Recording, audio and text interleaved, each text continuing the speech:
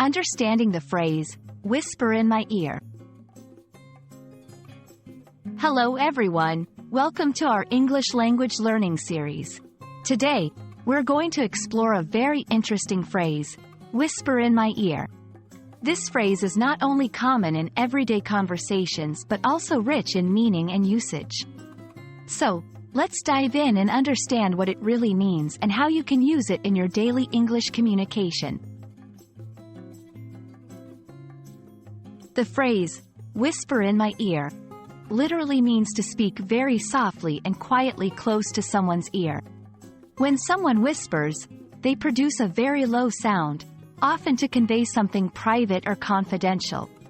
This act of whispering can indicate a need for secrecy, intimacy, or simply a desire not to be overheard by others.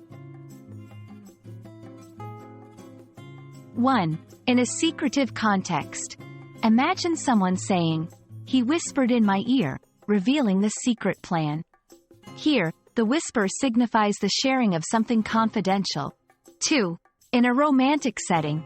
For instance, during the dance, she whispered in my ear how much she loved the song. This reflects a moment of intimacy and personal connection. 3. For emphasis. Sometimes, in storytelling, you might hear, "And then, he leaned forward and whispered in my ear, 'The treasure is buried under the old oak tree.'"